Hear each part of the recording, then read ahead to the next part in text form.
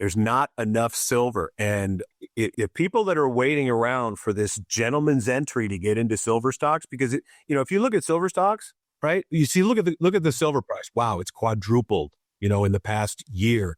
But silver stocks, they've only a little bit more than tripled. They're supposed to provide more leverage to the silver price. The gold stocks are doing their job. They provided 2.5 times leverage last year to the gold price, but silver stocks did not. They're still grossly undervalued. You're listening to Kerry Lutz's Financial Survival Network, where you get valuable information you just can't find anywhere else. To thrive in today's trying times, you need the Financial Survival Network, now more than ever. Go to financialsurvivalnetwork.com and get your free newsletter and gift. Financial Survival Network, now more than ever. And welcome. You are listening to and watching the Financial Survival Network. I'm your host, Kerry Lutz. David Erfle is with us now. If I sound excited for this interview, there's a good reason. I am. I've been looking forward to this one for nearly a month. David, you have been one of the people who's called this run up in silver almost to the day. I remember back in May, we talked about 32.50 being a line in the sand, and the cup with a handle, a 25-year cup with a handle. 25-year. 45, yeah, 45. Silver. Oh, cheetahs. Yeah, it's 45 years. How could I forget that? But, the manipulation of silver goes back over 100 years, but we don't need to do ancient history. It started really in 1965 when they demonetized the coinage in the United States and Canada and the rest of the world. Canada had 80% silver coins back then, and eventually no country in the world put silver in their coinage because it would just be hoarded, and it's not really compatible with an inflationary environment, is it? No. And now it's 60% an industrial metal. So the shortage now it's in its sixth consecutive year, going into its sixth consecutive year now of a structural deficit. And the physical price and the paper price is really disconnected. If you're buying silver in Shanghai, you're paying over $130 an ounce now with the premium. Yeah. Keith Neumeyer, when I first heard him speak 15 years ago at Hard Assets in New York, he said exactly what's happening now is going to happen. Commercial signal fail. We're pretty close to that. Force majeure. What do you think the odds are of force majeure in the next few weeks on COMEX? Oh, yeah. I mean, anything could happen. I wouldn't put it past, it's a critical metal now. The government identified it as a critical metal along with copper. So they could settle in paper these contracts and say, you know what, sorry, you're not going to get your physical. We're going to settle in paper. That could happen. I mean, the silver price has quadrupled now since Trump was inaugurated as the 47th president. And now gold has nearly doubled. I mean, this explosive move we're seeing in both precious metals, I mean, it's basically, it's really not just another bull market rally. It's, gold blowing past $5,000 like it's not even there, and silver clearing $100 an ounce like a hot knife through butter. That basically represents a fundamental breakdown in confidence in the world monetary system that's basically been building since the 2008 financial crisis. I mean, this extraordinary rise in both gold and silver is basically the marketplace saying, hey, the global sovereign debt spiral, over 350 trillion of global debt, it's now reached terminal velocity, and that is intermixed with increasing geopolitical turmoil, especially from the Trump administration, while generalist investment institutions at the same time and retail investors, they've only recently returned to the precious metals mining space after leaving in mass in 2012. I mean, I remember during the last bull market, 1550 was the line in the sand in gold. I said to myself, okay, if 1550 has been strong support, and if this was around 2012, 2013. If that goes, I'm going to have to sell all my gold stocks, because then we're in for a pretty deep correction. And lo and behold, the gold price cratered all the way down to nearly $1,000 an ounce by the end of 2015. The GDX and the GDXJ corrected 85%. And when the gold price hit $1,000, I mean, everybody had basically sold everything as far as precious metal related stocks were concerned, and the shorts were cleaning up like crazy. And like I said, the gold price, I get bottom at like 1045, right? And then it took almost 5 years for gold to reach 2000. Then it consolidated that move for about 4.5 years. And then it took about another 4.5 years to get to 3000. Well, from 3,000 to 4,000, it only took 7 months. And now from 4,000 to 5,000, it only took 3 months. Wow. And now it's reached 5350 here, right before the Fed's about to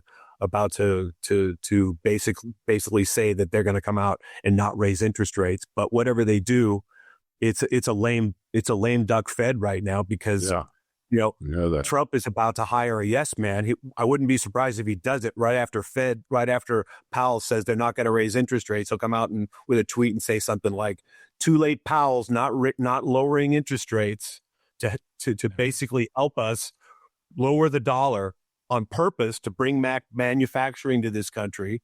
I mean, everything that they're trying to do is they're trying to intentionally devalue the dollar, because that's the only way. I believe this is the only way out of this mess, is devalue it, because obviously they don't care about deficits.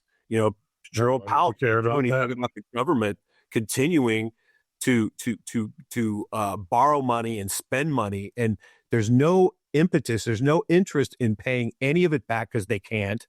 No, I mean, back in 1980, when I was in high school, and I saw the headline news, global debt reaches $1 trillion. I'm like, wow, $1 trillion in debt. And the debt to GDP at the time was like 35%.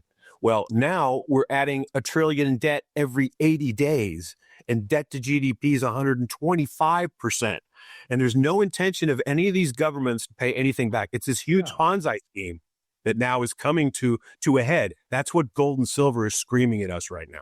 Totally screaming. And is anyone listening besides our little group?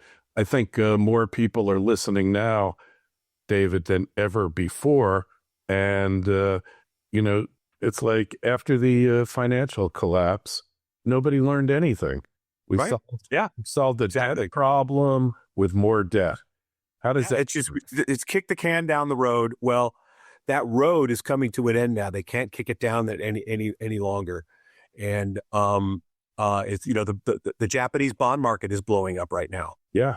Right. Exactly. So that is just and the U.S. came out and said, hey, we may be shoring up the Japanese bond market. So they keep doing these currency interventions, and people are no longer fooled by this. And Wall Street now is even telling investors to invest in gold. Wall Street, these big banks, they poo-pooed gold and silver for so long, right? I mean, gold is a barbarous relic. It doesn't pay any interest. Silver is too cheap to be called a precious metal. It's too volatile.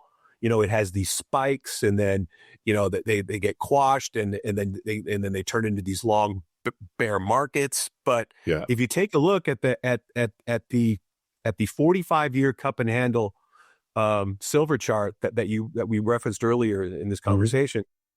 Well, back when I was in high school again, when the Hunts tried to corner the silver market, analyst, that was a synthetic move, right? The Hunts were trying to corner the silver market. So what did the government do? They changed the rules, and all of a sudden, the Hunts were the only ones that had silver, and they became the only sellers, and the market collapsed.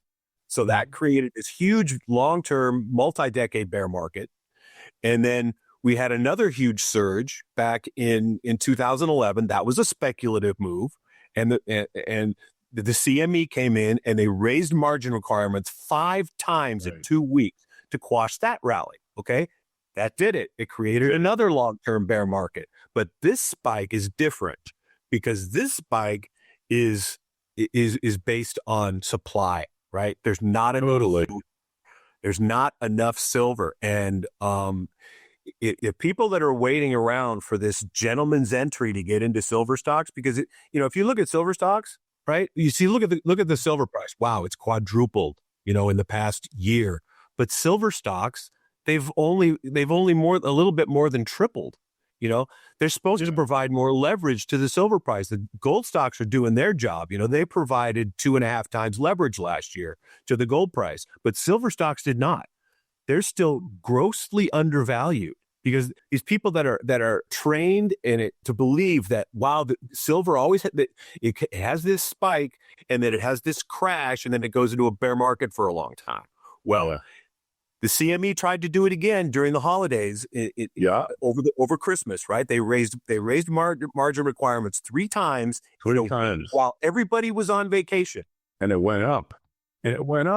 Well, no, it came down and it worked for while everybody was on vacation. And then buying came right in and took it right back up again. Yeah, what I meant to say is I called, the day after Thanksgiving, I knew it was going to be a massive move. Mm-hmm. And then the day after Christmas, massive move. But when they do the slams with the higher margin, it lasts for a day or two. And now when they do a paper dump, it's lasting for hours. The day is coming when they do the dump and the price goes up. And where does that leave them, David? Yeah, I mean, earlier this week, we had, at beginning on Monday, gold's, last week, gold finally broke 100. Well, Monday, gold spiked to silver spiked to $117 an ounce. Mm-hmm. And the gold price went above 5,100. Well, there was an intraday reversal, and the stocks, gold stocks, mining stocks did the same thing. They had this intraday reversal, showing, okay, well, maybe this is finally an interim peak, and maybe we can get some consolidation before we go higher. Well, that weakness was immediately bought as soon as the U.S. Consumer Confidence Index came out, showing that it's plunged to its lowest level since 2014, and that's even lower than the pandemic.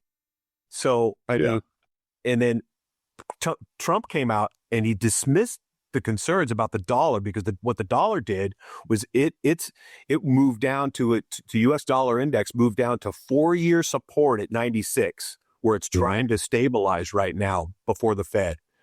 And he come out and he said, basically, he told reporters that he thinks the dollar decline is great. And he said he's happy just to see the dollar seek its own level, right? Well, the market heard this, and it was basically a permission to sell the dollar. So the dollar promptly had its worst day since April. So because Trump, he understands that in order for the U.S. to bring back manufacturing, they need to devalue the dollar. Yeah. Weaker currency supports exports. I mean, it reduces the burden of record government debt, right? I mean, just the interest on the debt is over $1 trillion. So dollar weakness is not a problem to be solved. It's basically a feature to be tolerated when devaluation aligns with their policy objective. Well, look, you can't come out and say we're crashing the dollar to do all these things. Exactly. No. But if gold and silver start going up and the dollar starts coming down, although, it looks like we're hitting a panic period. And that panic invariably probably going to be triggered by events in Asia and in Europe. So, we won't see a Lehman moment anymore because basically it's all a big, what sandwich and everyone has to take a bite now. That's the way the system's set up. So if a big one goes down, all the big institutions got to pay up. Yep. And that's around the world. And I think it could very well be a hedge fund or some large private equity fund that tanks. Yeah, I wouldn't be surprised. I mean, the accumulation of the blows to the U.S. dollar by the Trump administration, and combined with the Fed caving on inflation, right? Their 2% fantasy target, it's nowhere near it. Inflation's nowhere near it. It keeps going higher, and basically, I mean, it's cemented the both precious metals position is the ultimate safe haven. And it's now forced Wall Street to stop demonizing the metal as a barbarous relic, like I said in the past. I mean, now they're 60-40 portfolio was for decades was recommended by Wall Street and analysts, right? 60% stocks, 40% bonds. Well, recently now it's 60% stocks, 20% bonds, 20% precious metals. That is monumental, right? That is because the average holding of somebody in the West was under 2%. Less than 1%. Less than 1%. Well, with the market going up as high as it did, right? It went under 1%. Yeah. So, and in 2011, right, when gold spiked at around 1900 and silver spiked at 50, the ETFs, precious metals ETFs in relation to the ETF market was like 8%. Mm-hmm. So, I mean, gold now is over $5,000 an ounce and silver's way over 100. Yeah. And the marketplace is just finally waking up to precious metals because they've been so distracted by the stock market continuing to go up, by their tech stocks continuing to go up. So, with the like 28 trillion in tech stocks, when they start to finally rotate into the precious metals sector, I mean, we still got that ahead of us. Yeah. And tell you a secret from a friend of mine my friend Brad, who deals metal on the side, and he's gotten notices from all the silver refiners he does business with. They're choking on inventory because retail is dumping their physical. Oh, yeah. And it's a spike. I'm taking my profit. Yep. Exactly. So, all right, David, I would say tell us how we can subscribe to Junior Miner Junkie, but I understand you've closed subscriptions now. Yeah, I mean, last week I got a crazy wave of interest. I'm surprised my site didn't collapse. It was fantastic. I got so many subscribers that my 500 limit is full. I limit to 500 subscribers because I'm purchasing and recommending these juniors, and some of them don't have a lot of liquidity in the U.S. And 65% of my subscriber base is U.S. investors. So, in all fairness, I want to make sure that we all kind of get in at the same price. And if I have too many subscribers, that really can't happen. We start to become the market for these stocks, and I don't want that to happen. So, there is a waiting list, and I do get cancellations from time to time. So you can come by my website at juniorminerjunkie.com. And if you hit the subscribe button, it'll take you to a waiting list, and you could put your name on the waiting list. So what that waiting list entails is once I have about like 5-10 spaces open up, I will send out an email to everybody on the waiting list, and then first come, first serve. Yeah. Got it. All right. Now, these are exciting times here, and appreciate your coming on. And we will talk to you again soon. If you got a question for David or myself, shoot me an email, kl@kerrylutz.com. Everyone will get back to you as quick as we can. We're getting inundated with emails now, and we'll do our best. David, great talking to you, and we'll be in touch soon. You too, Kerry. Always great talking to you, and thanks again for having me on. Thanks for listening to Kerry Lutz's Financial Survival Network, your solution to today's trying times. For the latest, go to financialsurvivalnetwork.com. Financial Survival Network, now more than ever.